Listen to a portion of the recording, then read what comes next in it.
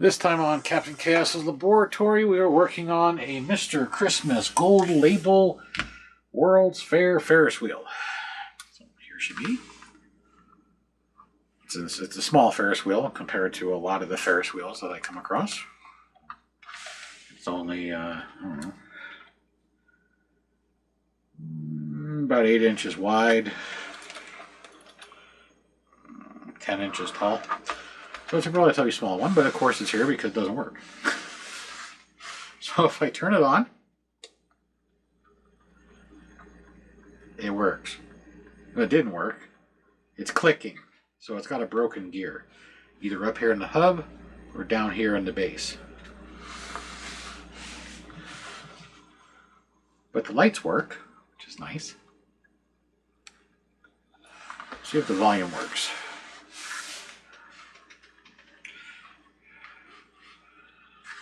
Where's the volume on this thing? It's over here. There we go.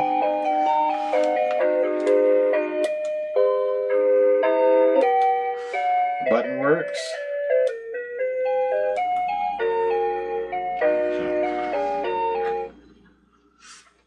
I don't know if you can tell it's slightly jerky, and it's clicking. See if I can hear where the clicking is coming from.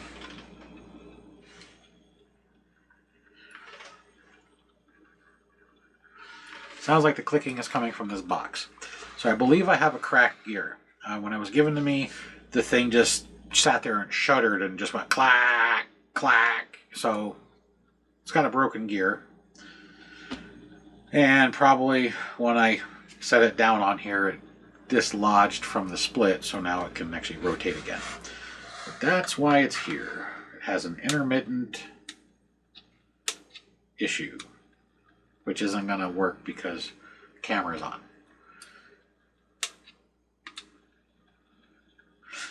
This is also a 15 volt DC piece, which isn't very common, but sometimes I like to give it a little extra power. So on the bottom, we have a handful of screws around the outside. I'm assuming there's probably some screws under these 2 feet. I'll show you the bottom. So we have screws, but there's nothing up here, so they're probably there. But we're just going to take out the ones we can see first, which is 8. So we're going to start there.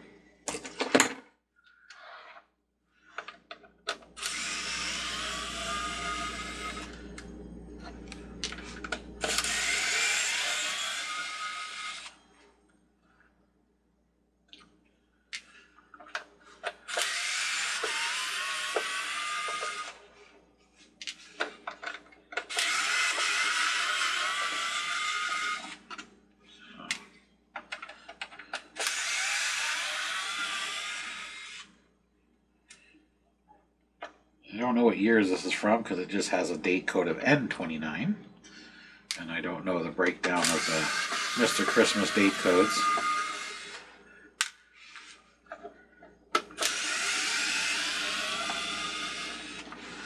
But what I do like about Mr. Christmas is, like on the bottom here, it says DC 15 volt 400 milliamps. So if you lose your power supply, you need a DC center hot on your pin. On that hole right there.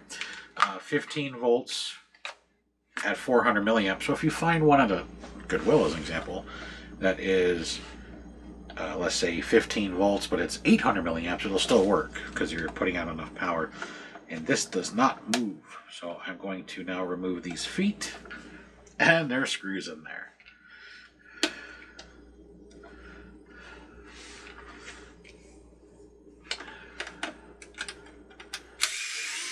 Because that's my biggest complaint with Department 56. And this is just uses adapter 56 dot blah blah blah blah blah.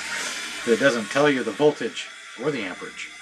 If you lost your original adapter or your original adapter burned out, or maybe even caught fire, where it melted where the power output is. And I think all companies should have that on there, not only for repairing in the future, or replacing, but for safety.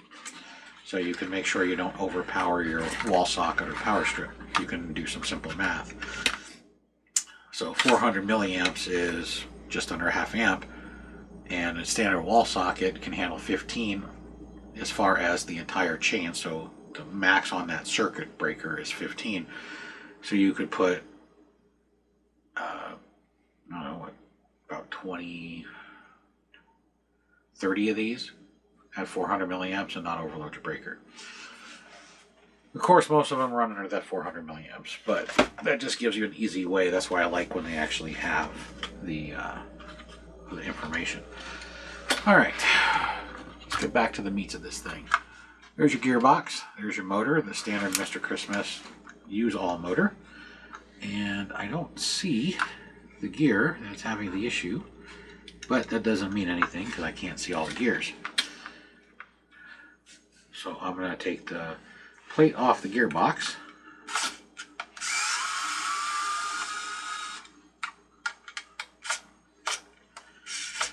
That screw's tight.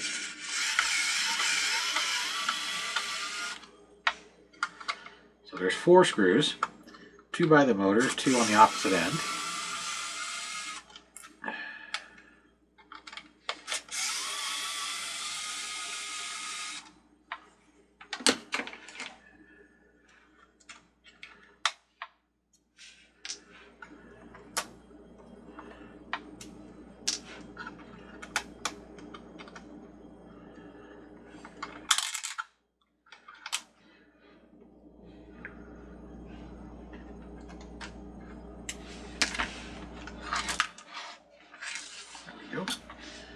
And now I'm going to take the plate off.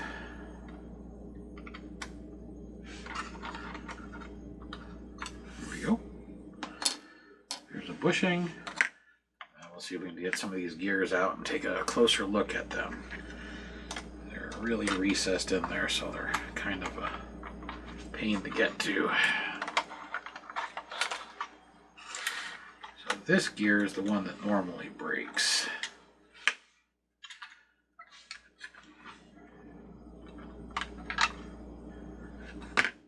Gear that normally breaks is pressed on. This isn't.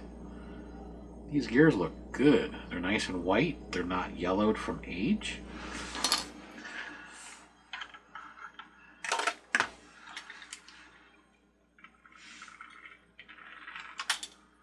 Still clunking. Alright, let's do some more disassembly. Underneath this plate, the 1 gear is captive, 2 gears are pressed on, and I'll show you those real fast. So this gear is captive because it's under this gear, and this gear are pressed on. This is pressed onto the pulley that drives off the motor. This big gear is what drives the shaft right here that spins up yonder here. So let's see if we can remove the next layer and get access to all the gears and see where that clicking and intermittent stoppage is coming from, or the chattering.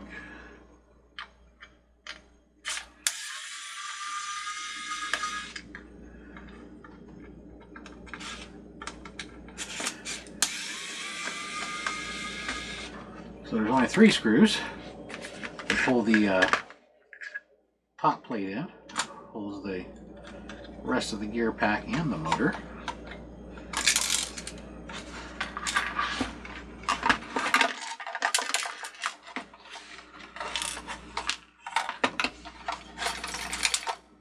This is why I unplug it, because these are conductive. They would have landed on a circuit board, and if the power would have been plugged in, it could have blown the circuit board. That's why I usually recommend unplugging your unit when you're taking screws out or anything metallic in case it falls.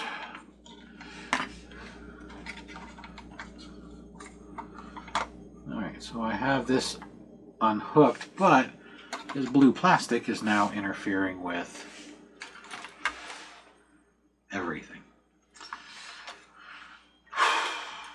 Let's see, can I feed it out at an angle, or do I have to unscrew the base?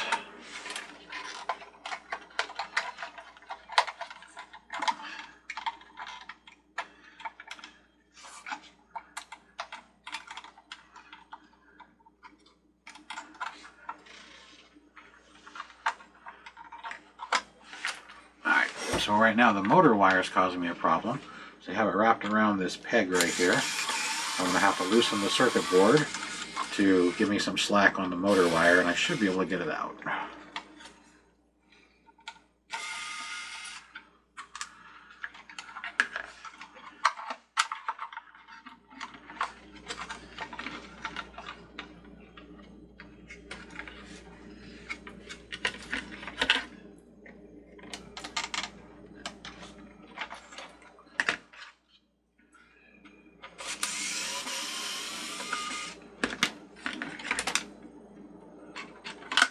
Yep, that was my problem.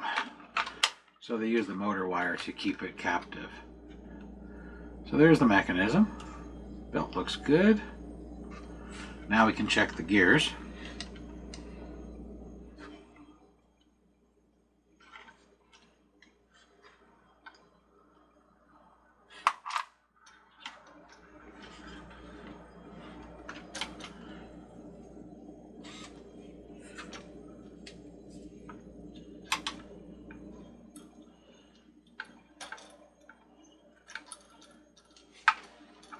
I don't see any cracks on the gear here.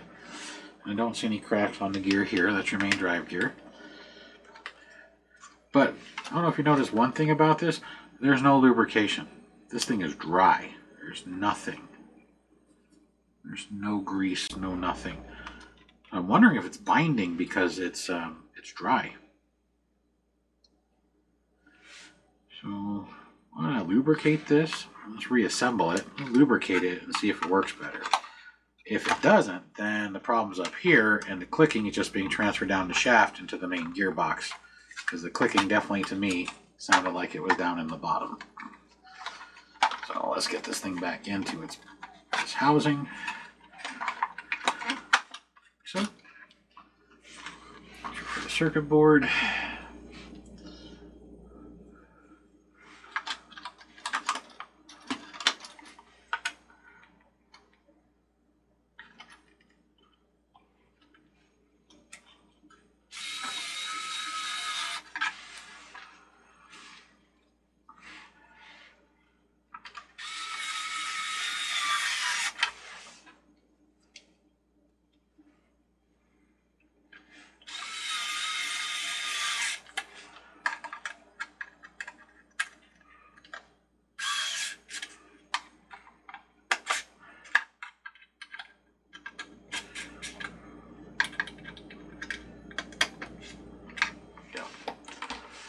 Sure we're good.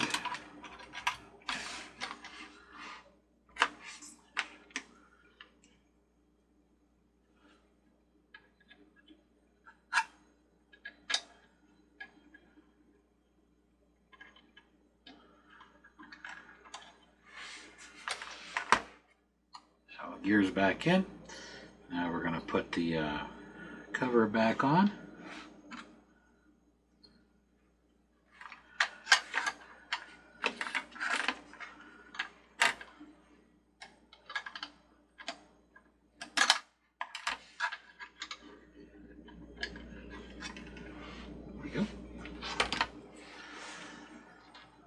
Now I can lubricate the gears with this top cover on, so I will do that, but I want to find where the clicking is coming from.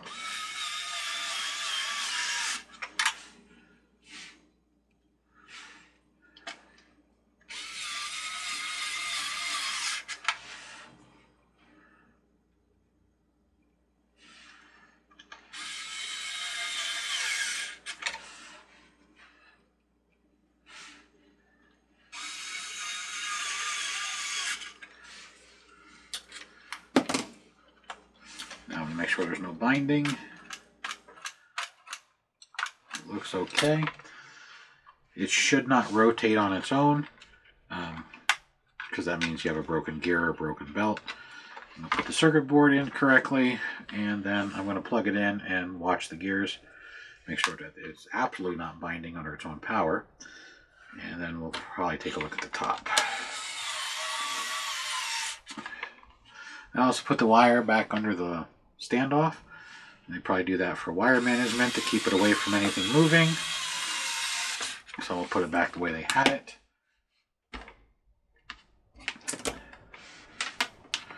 It's in the off position. Juice. Yeah, see, that's the clicking.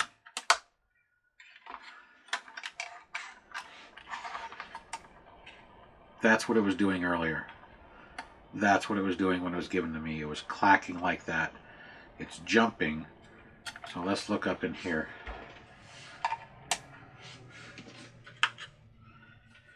This thing has a whole bunch of screws around the outside edge, kind of like a bulkhead would. So you got 1, 2, 3, 4, 5, 6, 7, and one in the middle, which makes 8.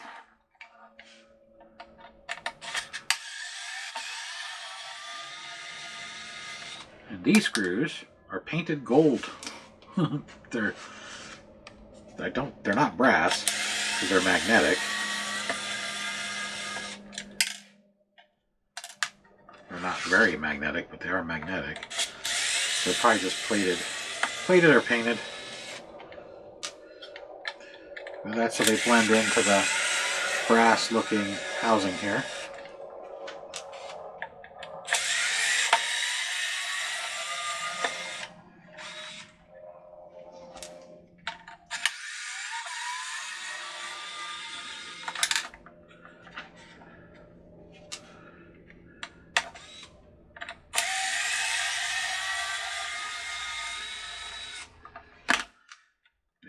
If they're all out, and yes, you do have to remove the center. Sometimes I've seen on certain carousels that the center doesn't have to come out. This one does. I'm putting pressure on the front because usually when you pull the one out of the back, the front wants to separate.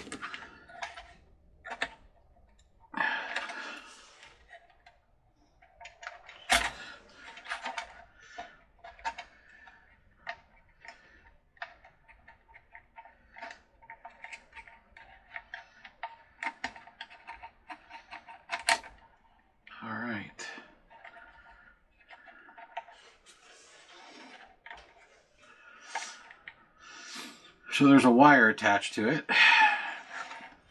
which is why I can't pull this all the way off, and that's why it's so tight. But I'm going to put my finger on the front of the A-frame.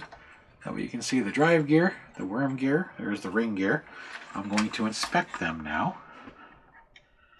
And I'm going to look for any damage. Now the biggest problem is I can't see the back side, so I'm going to turn this thing on and try and add a little pressure to see if it'll rotate.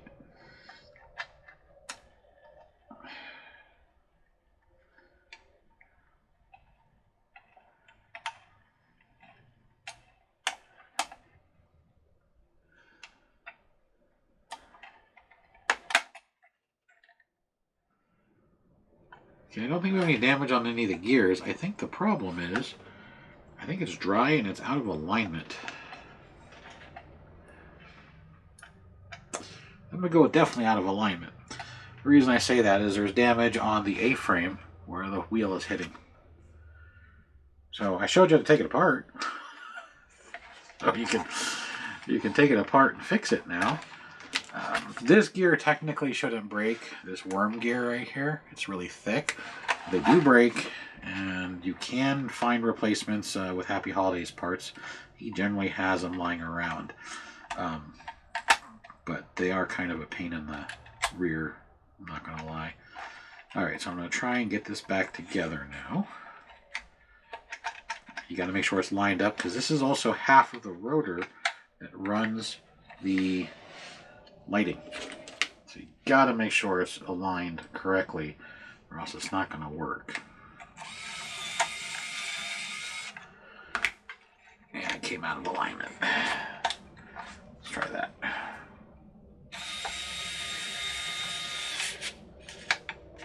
There we go.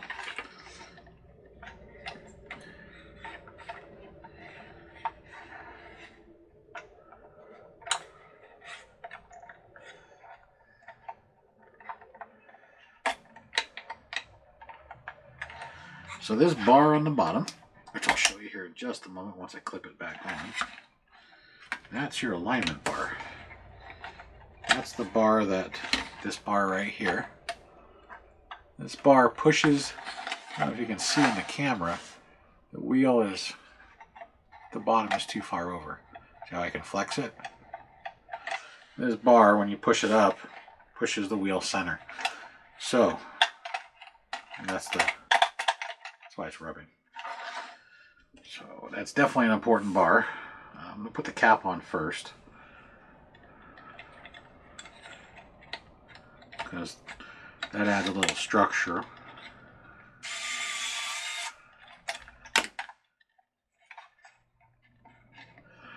Now what's surprising is this top gear and ring gear and worm gear, it actually has grease on it, but the bottom gears don't. That's rather strange. Like I said, I am going to grease it before I put it back together.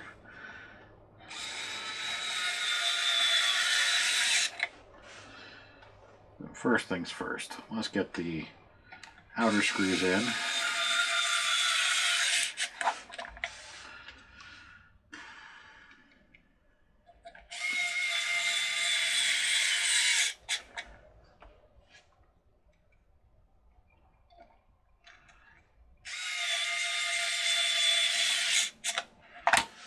Now, let's get this bar, which is a stabilizer bar for the worm gear, and it helps align the whole thing.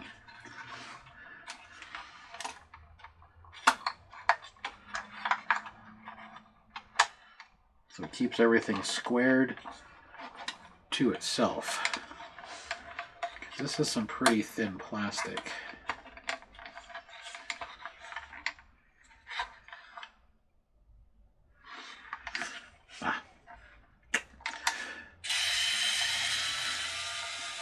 Goes on the inside. My bad.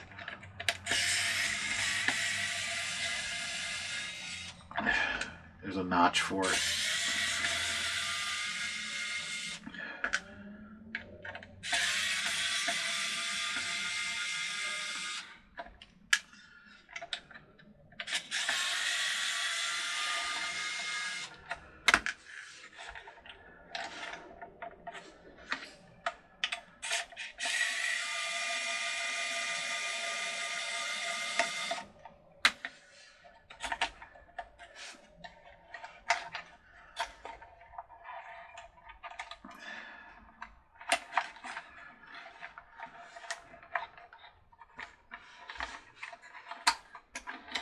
Go.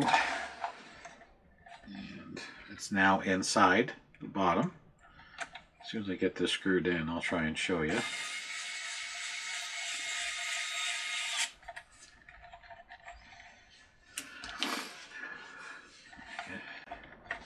Put a screw in it so it doesn't fall out when I tip it. Should put a couple screws in it just to ensure.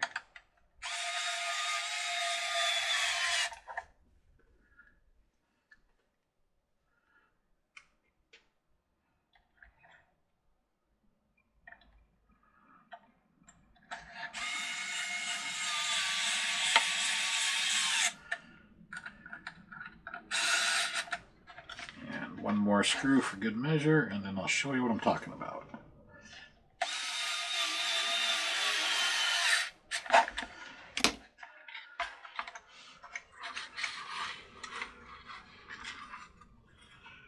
So if you see right here, this is the bar, right there. And there's a notch right there that it fits in. And when I screwed this on, it was too tight to get it back into its notch. So what that bar does is it's doing two things. It's centering the drive shaft for that worm gear, and it's putting some positive pressure on this hub to push it forward. But the problem is, it doesn't push it far enough forward, and there's a lot of movement on this wheel. See? And I can see what's happening. When I tipped it, I realized what was going on. The wheel is actually bent. So, I'm trying to put it underneath the camera. The bottom over here is this way. So the wheel is canted at an angle. So instead of being like this, it's like this inside the A-frame. Let me get these other screws on and I'll give you a better show of what it is. So taking this apart was, because normally it's a broken gear. So you pop it open, find the gear, replace the gear, good to go. In this case, I probably should have paid more attention to see that it's not a gear, although again it sounded like one, and saw that the wheel is out of alignment or it's bent. The wheel is metal, the A-frame that holds it is plastic. The plastic distorted in the heat to cause a problem.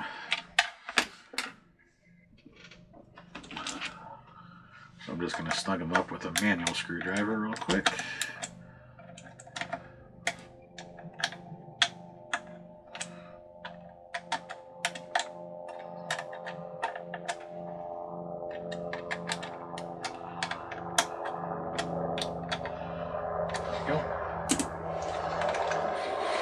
If you can see,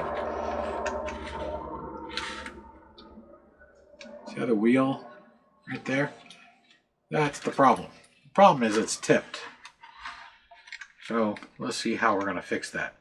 And there's chippage right there in the A-frame where the pins that hold the cars has been smacking this A-frame. And that's bad. So how can we flex this over? Let me make sure the lights work, since I did take apart the rotor. So let's make sure the lights still function. Because if the rotor is out of alignment, it won't have lights.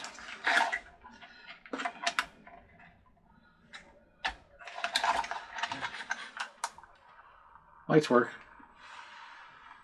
And if you look, the gap is bigger now. But watch.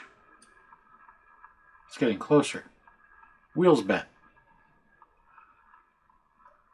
And right there, it's actually rubbing. So this has got a bent wheel. So now we have to adjust it kind of like a bent rim on a car. If you ever bent it, or your bicycle, you adjust the spokes. Well, this one you really can't adjust the spokes. What you got to do is find the bend and then twist this whole unit to make it unbent or not bent. And I'm going to say it got tweaked because this pin is bent, this pin is bent, and this pin is bent. So these three pins are bent. They're not a huge bend, but there is a slight bend nonetheless. So something bent this wheel. It could have fallen over in a display, maybe fallen off and hit the floor and tweaked. And the impact point could have been right around here, which is why these three pins are, instead of square, they've got a kink in them on the left side. Any number of things. So we have a bent wheel. So before I forget, let's throw some lubrication on these gears. So it's PTFE grease. And I do have enough in this tube before I throw it away to lubricate this. So let's get the grease all the way to the top, like so.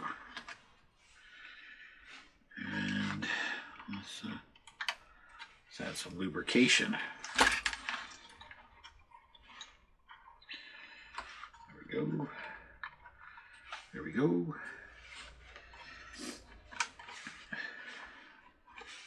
There we go.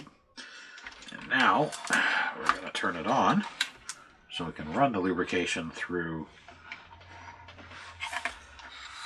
the gears.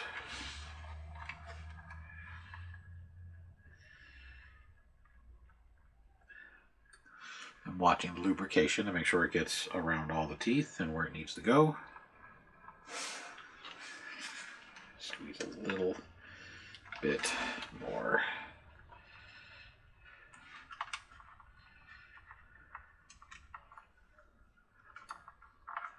There we go.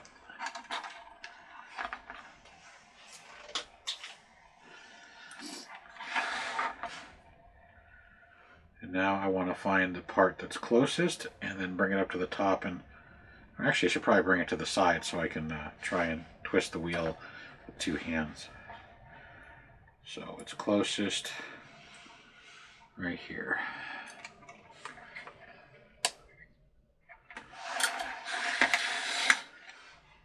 Which that side's straight.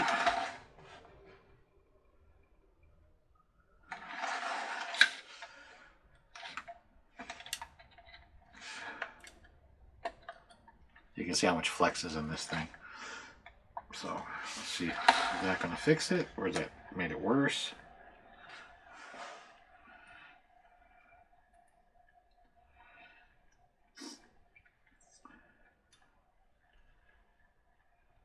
You got to watch both sides, because when you flex it, you don't want the back side smacking. So I am just taking a gander at the whole thing. It looks a lot better. Still close, don't get me wrong. It's close right here where these are bent, so I'm going to just give it a little flex.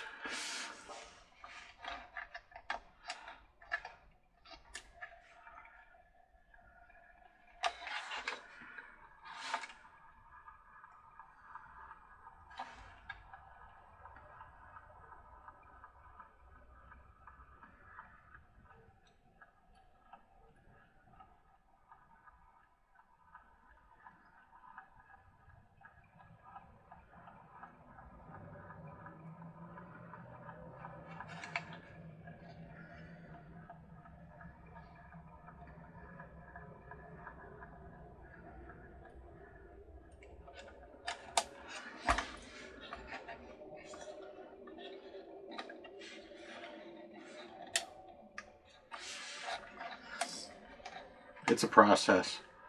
When I used to ride bikes when I was a kid, I used to have to always adjust the tension on my spokes when I'd bend the wheel or break a spoke to readjust to make sure they're centered. Make sure that when the wheel spins, it didn't wobble. A little bit easier because you can spin the wheel faster and see the wobble with a greater speed. You can see the wobble better. With this being slow, it's a little harder to see, but it's getting good. It's getting farther away from this without contacting the inner one. So I guess if you have one that's clacking, make sure it's not rubbing first, so you don't have to tear the whole thing apart. Spend a half an hour doing that, and check to see if it's bent. Maybe it's just bent. I've never had a Ferris wheel get bent before, and most of them are metal, which is pretty resilient to deforming, but they can deform because it's metal. The metal deforms, dents, bends, so on and so forth. So it makes sense. Well, the screws feel good.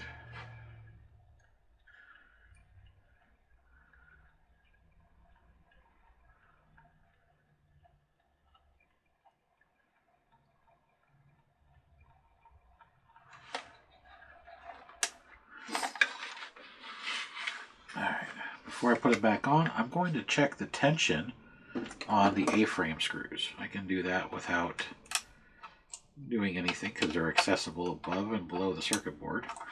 So I'm just going to tweak them to make sure we remove any wobble in them.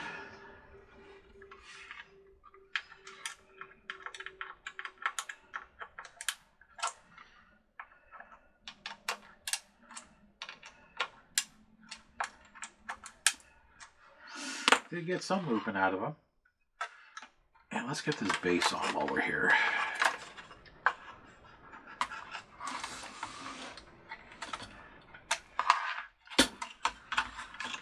So we wrap the wire like they had it.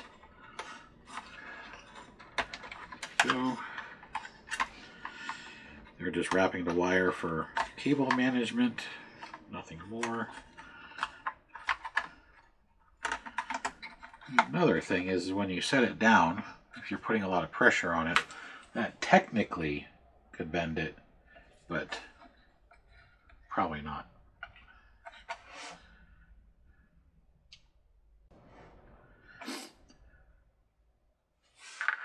Unless you're like putting some massive pressure on it. So I'm just going to put a couple of screws in it just to hold the base on. Because I want to still check it one last time before we call this one done.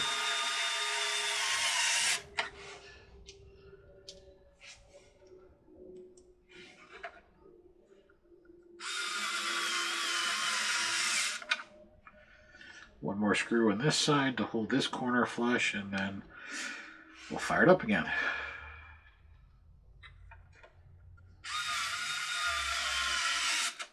Go.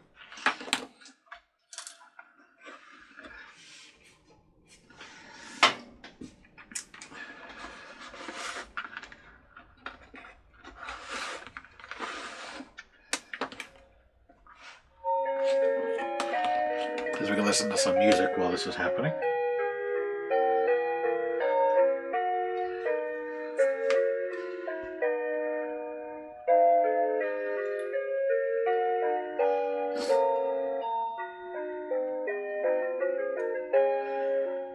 It still has a close spot, but it's not as close as it was before. So it's traveling a lot straighter. The wobble has been minimized.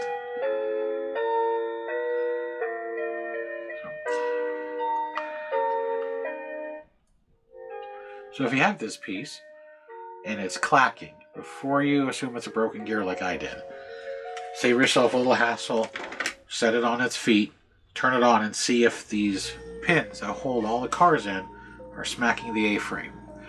If they're smacking the A-frame, feel if the A-frame's loose first. Second, make sure all these screws are tight, especially the two on the bottom bar here, because that centers this drive shaft and helps push the mechanism up, since without it, it tips back. Next, If you do a little tweaking and it's not changing and you still got the clacking or clicking or intermittent sound, go ahead and turn it off. Turn upside down, remove the screws under the base, pull the 2 pads off the back, pull the screws out, and you can access inside. 4 screws holding the top of the gearbox on, 3 screws holding the whole gearbox in below that, at which point you can change the broken gear or belt or motor.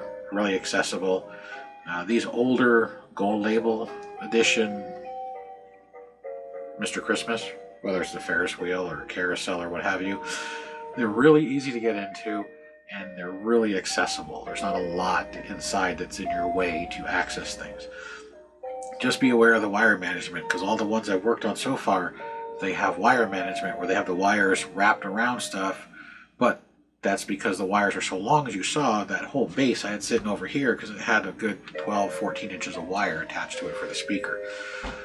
That's because when they assembled this, they needed the extra wire for assembly to make life easy, which means that when you disassemble it, you have extra wire to make life easy, or easier.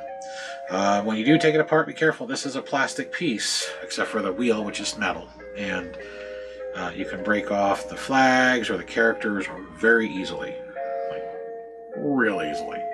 So be very careful. And if you do break one off, super glue it back on. Like this one was missing the flag that goes right here. That one's there, that one's gone. So that is it. That is the Mr. Christmas Gold Label Edition collection. World's Fair Ferris wheel. How to take it apart for no particular reason, just to find out the wheel's bent. But now if you watch this, you know how to disassemble it. You know how to access the gearbox. You know where the components are. You know about the wire management so you don't yank it off and break the board. And you know what's in here. Because a lot of Ferris wheels put the motor here. You know, in here it's just a worm gear with a ring gear, the drive shaft right here, and then you have the rotor for the lights. You have a rotor in the back and a rotor in the front. You have one wire coming up on this side of the A-frame for the power for the lights, and you have it on this side of the A-frame right here going back down. This is the positive, this is the negative. So the wire here that goes to this front rotor is the positive. This one, the back rotor, is the negative. So if your lights aren't working, you lost connection to one of these 2 rotors, or the wire has come apart inside the arm, which is pretty rare, or from the circuit board. So you can check it that way.